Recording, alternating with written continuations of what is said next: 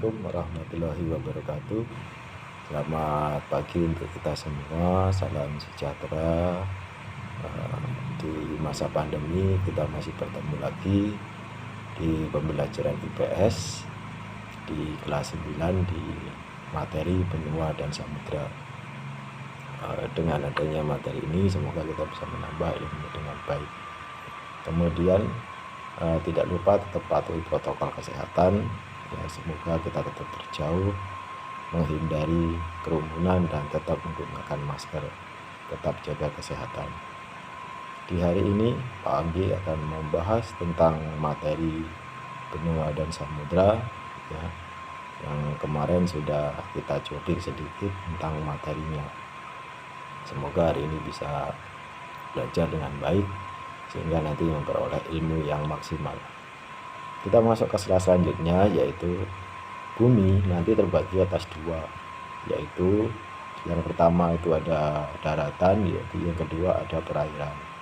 Sedangkan daratan terdiri atas ada pulau dan ada benua yang nanti kita bahas. Sedangkan perairan nanti ada laut, ada samudra, kemudian ada selat dan selanjutnya. Kita bisa lihat di dalam sebuah slide kita. Nanti sebagian besar bumi kita memang terdiri dari laut, sehingga laut yang menjadikan bumi kita itu memang hampir berada di 71%, sedangkan sisanya itu berupa daratan, seperti kita bisa lihat dalam PowerPoint Pak Anggi. Kemudian di selanjutnya nanti ada beberapa poin-poin penting yang kita pelajari. Sudah bisa dipahami untuk slide yang kedua. Oke, sudah, kita masuk ke slide yang ketiga. Pak Anggi berikan sebuah peta. Nah, di sini ada sebuah peta tentang benua dan samudra yang kita bisa lihat. Memang secara gambaran umum peta ini menggambarkan adanya benua. Yang kita tahu benua itu adalah sebuah daratan yang memang dihuni oleh manusia. Nah, kita lebih jelas lagi. Ini adalah contoh peta buta. Nah, sambil kita melihat, sambil kita mengingat di mana letak benua-benua yang tadi sudah kita lihat. Nah, itu kita masuk ke pengertiannya. Ada benua. Apa itu benua? Nah, di sini Pak Anggi jelaskan kembali, benua itu adalah sebuah daratan yang sangat luas. Nah, dalam sebuah daratan yang sangat luas itulah nanti disebut sebagai benua. Ketika dia dihuni oleh masyarakat, ketika dia ditempati oleh masyarakat, itu dikatakan sebagai sebuah benua. Kemudian ada 6 benua nih, untuk mengingat kembali. Pak Anggi sudah berikan contoh-contoh warna yang berbeda dari benua-benua yang tadi kita bisa pelajari sambil mengingat. Kemudian apa itu samudra? Samudra yaitu sebuah lautan yang sangat luas. Nah, jadi laut yang luas itu disebut sebagai samudra. Ada lagi yaitu perairan yang sangat luas yang ada di permukaan bumi. Nah, itu juga bisa dikatakan sebagai suatu samudra, atau juga samudra itu bisa dikatakan sebagai pemisah dan penghubung antara beberapa benua atau daratan yang ada di bumi. Ini juga bisa dikatakan sebagai salah satu pengertian dari samudra.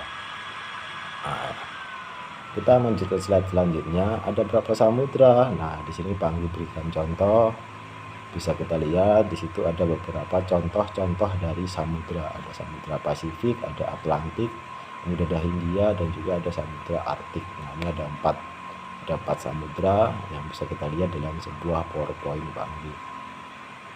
Kemudian di slide selanjutnya nanti apa yang mau kita pelajari, yaitu muncul sebuah pertanyaan. Apakah di bumi itu, apakah di bumi itu muncul banyak sekali benua? Kenapa? Nah, di sini dijelaskan ada beberapa teori yang menjelaskan. Salah satunya ada teori continental drift atau disebut sebagai teori apung benua, yang nanti kita bisa lihat dalam sebuah teori tersebut menjelaskan bahwa adanya pergerakan lempeng yang menjadikan teori apung benua itu disebut sebagai teori, yaitu pergeseran atau teori apung, atau disebut sebagai teori continental drift, ada Lothar Wigner. Nah, di slide selanjutnya nanti kita akan melihat awal mulanya adalah benua yang paling besar adalah benua Pangea. Ini menurut Alfred. Dari sebuah satu benua kemudian nanti bergeser-geser. Nah, seperti contoh gambar di sini, ini adalah adanya sebuah pergerakan evolusi dari adanya lempeng-lempeng benua yang dari dulunya satu, kemudian berubah jadi dua, kemudian berubah lagi menjadi beberapa daratan-daratan yang terpisah, kemudian terbentuklah daratan yang memang sudah bisa kita lihat kita jelaskan di awal tadi, ada 4 samudra dan ada beberapa benua. Ini secara umum gambarannya bisa kita lihat di dalam PowerPoint. Penjelasannya lebih singkatnya. Nah, di sini sekitar 225 tahun yang lalu itu ada satu benua besar. Ini menurut Alfred. Sehingga teorinya disebut sebagai teori satu benua, atau dulu awalnya itu adalah satu benua yang besar. Kemudian disebut sebagai benua Pangea atau benua yang memang terbentuk karena awalnya hanya satu benua yang besar. Ini Pak contohkan. Nah, ini satu daratan utuh yang memang belum terpisah. Kemudian Pak Anggi cari visual yang lebih gambarnya lebih jelas lagi. Di sini dicontohkan sebelum terbentuknya satu daratan yang terpisah, ini adalah satu daratan yang utuh. Jadi gambar di atas ini bisa kita lihat. Kemudian masuk ke slide selanjutnya, yaitu berupa daratan-daratan yang satu itu nanti akan berubah.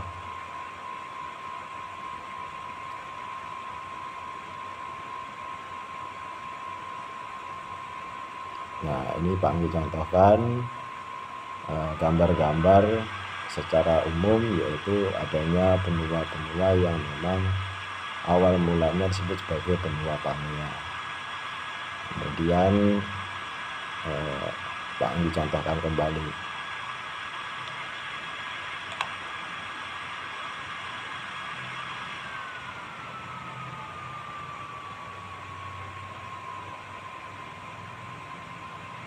Ini penjelasan dari 200 juta tahun, kemudian berubah menjadi 150 juta tahun, kemudian menjadi 65 juta tahun yang lalu, sehingga terbentuklah adanya sebuah teori.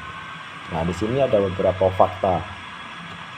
Yang pertama, di sini fakta-fakta yang ditunjukkan. Nah, di sini ada kesamaan lokasi atau adanya kesamaan bentuk dari beberapa wilayah. Kemudian yang kedua adanya fosil dari binatang-binatang purba yang memang terjadi kesamaan antara satu wilayah dengan wilayah yang lain, sehingga itu menjadi bukti dari teori tersebut.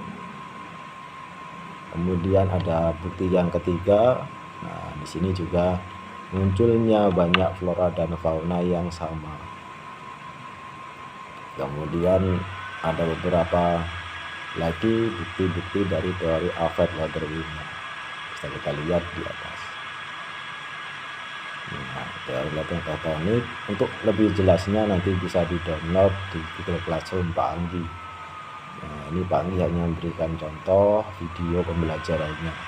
Juga ada beberapa ayat-ayat yang menjelaskan bahwa memang gunung itu tidak bisa berjalan, tetapi adanya pergerakan lempeng bumi yang menjadikan gunung itu akan berpindah tempat dari satu tempat ke tempat yang lain. Ini contoh dari benua Asia, contoh dari benua Eropa, contoh dari benua Antara Amerika. Nah, itu kita bisa lihat contoh-contohnya. Cukup untuk hari ini. Wassalamualaikum warahmatullahi wabarakatuh.